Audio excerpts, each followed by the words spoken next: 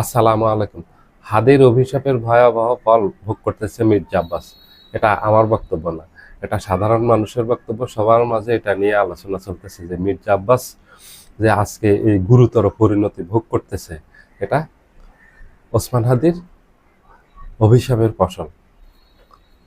ওসমান হাদিকে যে হত্যা করা হয়েছে, কারা হত্যা করছে, এটা মানুষ আন্দাজ করতে পেরেছে, এবং কেন হত্যা করা হয়েছে এটা আন্দাজ করতে পেরেছে। এই জন্য মানুষ বলতেছে যে এটা ওসমান হাদির অভিশাপের ফসল। এই ঢাকা ৮ আসনটাই একটা অভিশপ্ত আসন। দেখেন, এই আসন থেকে ওসমান হাদি নির্বাচন করতে চেয়েছে, ওসমান হাদি নির্বাচন করতে পারেনি। সেখানে তাকে এই নির্বাচনকে কেন্দ্র করে তাকে সেখানে হত্যা করা হয়েছে, হত্যার শিকার হয়েছে ওসমান হাদি। সেখান থেকে নাসিরউদ্দিন পাটোয়ারি নির্বাচন করেছে, নাসিরউদ্দিন পাটোয়ারিকে একেবারে হাতে ধরে পরাজিত করছে। সেখান থেকে শেষ মির্জা আব্বাস নির্বাচিত হলো। এই এত বিতর্কের মাঝে মির্জা আব্বাস নির্বাচিত হয়ে ঠিক সংসদ অধিবেশনটা 12ই মার্চ বসবে, তার আগের দিন, মাত্র অধিবেশন বসার ঠিক 15-16 ঘন্টা আগে মির্জা আব্বাস গুরুতরভাবে অসুস্থ হয়ে গেলেন। তার ব্রেন স্ট্রোক করলো, ম্যাসিভ ব্রেন স্ট্রোক করলো। করার ফলে তাকে দ্রুততার সাথে এভার কেয়ার হাসপাতালে নিয়ে চিকিৎসা দিল। চিকিৎসকরা জানিয়েছেন যে তার অবস্থা গুরুতর, তার ব্রেনে খুব দ্রুত অপারেশন করতে হবে। এখান থেকে তাকে সিঙ্গাপুর নিতে চেয়েছিল, কারণ তখন তার শারীরিক অবস্থা ওটা ছিল না, সিঙ্গাপুর নিতে পারেনি। পরে এভার কেয়ারে একটা অপারেশন করছে, একদিন পরে অপারেশন করে তাকে সিঙ্গাপুরে নেওয়া হয়েছে, সিঙ্গাপুর জেনারেল হাসপাতালে। সেটা পৃথিবীর একেবারে যে কয়টা দেশে সর্বাধুনিক চিকিৎসা আছে, ব্যবস্থা আছে, সেখানে এই ব্যবস্থাটা আছে। সিঙ্গাপুর জেনারেল হাসপাতাল, সিঙ্গাপুরের 2টা হাসপাতালে বিখ্যাত, একটা হলো সিঙ্গাপুর জেনারেল হাসপাতাল, আরেকটা হলো মাউন্ট এলিজাবেথ হাসপাতাল। এই 2টাতে বিশ্বের একেবারে ধনী, খুব সম্পদশালী যারা, তারা চিকিৎসা নেন। খুব ব্যয়বহুল এখানে চিকিৎসা, এবং ওখানে চিকিৎসা হলো সর্বাধুনিক চিকিৎসা। আপনি একটা সর্বোচ্চ চিকিৎসা ওখানে পাবেন। তো ওখানে নিয়ে চিকিৎসা করাচ্ছে আজকে প্রায় 2 মাস হয়ে গেল। এই যে 12 তারিখে 2 মাস হবে, প্রায় 2 মাস। 2 মাসে তেমন একটা মির্জা আব্বাসের উন্নতি নেই। তো ধরায় নেওয়া যায় যে মির্জা আব্বাসের রাজনৈতিক ক্যারিয়ার এখানে শেষ। কারণ এই ধরনের অনেক রোগী আমি দেখেছি যে এরা স্বাভাবিক জীবনে পরবর্তী সময় ফিরে আসতে পারেনি। মির্জা আব্বাস ফিরে আসতে পারবে কিনা এটা মহান রব্বুল আলামিন তাআলাই ভালো জানেন। যদি ফিরে আসেন তাহলে এটা হবে একটা মিরাকেল। কারণ মির্জা আব্বাসের বয়স হয়ে গেছে এখন 76। দ্বিতীয়ত হলো তার এই ব্রেন স্ট্রোক করা ছাড়াও আরো কয়েকটা রোগ আছে জটিল। তার শারীরিক হার্টের প্রবলেম আছে, প্রেশার আছে, ডায়াবেটিস আছে, আর্থ্রাইটিস আছে, এই ধরনের অনেক সমস্যা আছে। এত সমস্যা নিয়ে আর স্বাভাবিক জীবনে ফিরে আসতে পারবেন না, কারণ ব্রেন স্ট্রোক হলো খুব খারাপ জিনিস। আপনি হার্ট অ্যাটাক করছেন, যদি বেঁচে যান তাহলে অপারেশন করলেন, তারপরে ইনশাল্লাহ এই যে 1 মাস, 1-2 মাসের ভিতরে আপনি স্বাভাবিক জীবনে ফিরে আসতে পারেন, সকল কার্যক্রম চালাতে পারেন। এই যে জামায়াতের আমির ডাক্তার শফিকুর রহমান, উনি কিন্তু ওনার 4টা ব্লক ধরা পড়ছে। ধরা পড়ার পর ওনাকে বাধ্য হয়ে রিং বসাইতে পারেন নাই। ওনার এমন অবস্থা হয়েছে যে ওনাকে পুরো বাইপাস সার্জারি করতেছে। বাইপাস সার্জারি করার পর উনি 1 মাসের মতো বেড রেস্টে ছিলেন, 1 মাস 1.5 মাসের মতো। এরপর দেখেন উনি একেবারে সারা দেশব্যাপী নির্বাচনের সময় প্রচারণা চালিয়েছেন। নির্বাচনের মূল বক্তাই ছিলেন উনি, জামাতের প্রচারের মূল কাণ্ডারি উনি ছিলেন। সারা দেশব্যাপী উনি প্রায় 90টার মতো নির্বাচনী সভা সমাবেশ করছেন, দিনে রাত্রে একটানা, এটা দেখেছেন। তা এটা হলো হার্টের সমস্যা, হলে এক ধরনের, আপনি যদি হার্ট অ্যাটাক করে বেঁচে যান তাহলে স্বাভাবিক জীবনে ফিরে আসতে পারবেন খুব দ্রুত, আপনার বেশি সময় সমস্যা হবে না। কিন্তু ব্রেন স্ট্রোক হলো আর এক জীবনে ফিরে আসে না। এটা বয়স্ক মানুষের ফিরে আসার চান্স একেবারে কম। যারা ইয়াং, ওরাও ফিরে আসতে পারে না অনেক সময়, এক সাইড প্যারালাইজড হয়ে যায় একদম আজীবনের জন্য।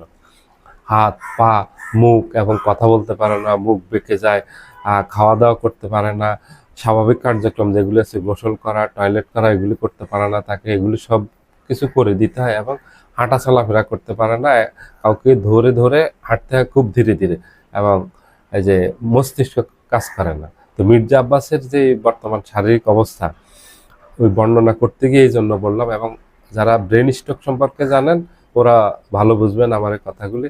মির্জা আব্বাস আর স্বাভাবিক জীবনে ফিরে আসতে পারবে না। মির্জা আব্বাসকে এই পরিণতি নিয়েই কবরে যেতে হবে, উনি আর সংসদে যেতে পারবেন না। এখানে ওসমান হাদিও যেতে পারে না, এখানে নাসিরউদ্দিন পাটোয়ারিকেও যেতে দেওয়া হয়নি। নাসিরউদ্দিন পাটোয়ারি নির্বাচনে পরাজিত হয়নি, তাকে পরাজিত করা হয়েছে মির্জা আব্বাসকে জিতানোর জন্য। এত কিছু করার পরেও ওসমান হাদির হত্যার শিকার হলো। আপনারা লক্ষ্য করেন, নাসিরউদ্দিন পাটোয়ারিকে হারিয়ে দেওয়া হলো অন্যায়ভাবে, একেবারে একেবারে দিন দুপুরে ডাকাতি, যেটা ডাকাতি করে নাসিরউদ্দিন পাটোয়ারিকে হারিয়ে দেওয়া হলো। যাকে জিতিয়ে দেওয়া হলো সে মির্জা আব্বাস কিন্তু সংসদে একটা সেকেন্ডের জন্য বসতে পারেননি, যেতে পারেননি, সেই সৌভাগ্য ওনার হয়নি। উনি খুব দুর্ভাগা, সংসদেও যেতে পারেননি। উনি যে বিতর্কের সৃষ্টি করেছেন নির্বাচনের আগ থেকে, এবং ওনার একটা জীবনে আছে বিতর্কিত জীবন, ওই জীবনের অবসান ঠিক এইভাবে ঘটবে এটা কেউ কল্পনা করেনি। তা পাপ কাউকে ছাড়ে না, প্রকৃতির বিচার আজকে না হোক আপনি কালকে পাবেনই। আপনি একজনের সাথে অন্যায় করবেন, আজকে পার পেয়ে যাবেন, আজকে আপনার কিছু হয়নি তার অর্থ পার পেয়ে গেছেন, ওটা না। আল্লাহ একজন আছেন, আল্লাহ ঠিক সঠিক সময়ে বিচার করে ফেলবেন। এই জন্য মানুষ ধারণা করতেছে যে এটা শহীদ ওসমান হাদির অভিশাপে লাগছে মির্জা আব্বাসের উপর, এই জন্য মির্জা আব্বাস সেখানে যেতে পারেনি। এবং আপনারা দেখে থাকবেন যে নির্বাচনের পরে নাসিরউদ্দিন পাটোয়ারি বাইতুল মোকাররমে নামাজ পড়তে গিয়ে সেখানে একটা মুনাজাত করছিলেন যে তাকে যারা এইভাবে পরাজিত করছে আল্লাহ যেন তার বিচারটা করেন। ও কিন্তু আল্লাহর কাছে বিচার দিয়ে রেখেছিল।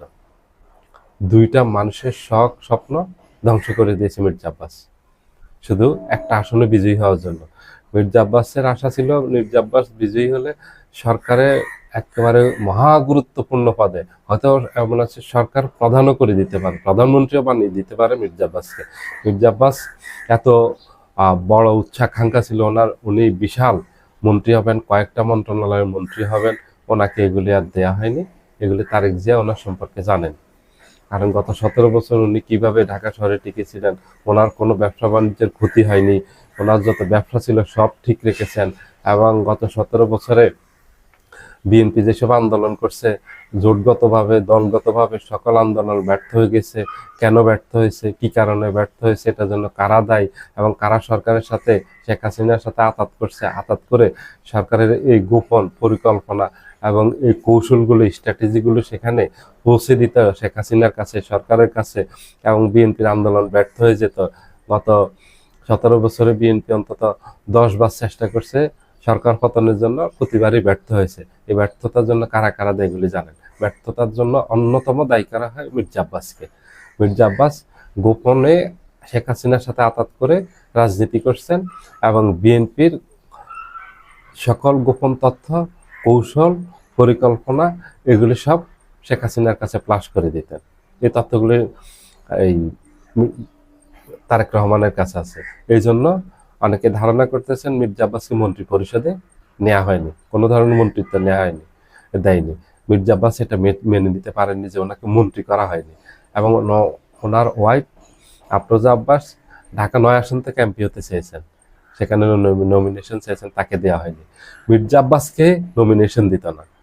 পরে দলে তারেক রহমান মির্জা আব্বাসকে নমিনেশন দেওয়ার পক্ষে ছিলেন না। দলের মির্জা ফখরুল ইসলাম আলমগীর সহ সিনিয়র নেতৃবৃন্দ অনুরোধ করছেন যে ওনাকে এই আসন থেকে যেন নমিনেশন দেয়া হয়। ওনাদের অনুরোধে মির্জা আব্বাসকে নমিনেশন দিয়েছেন।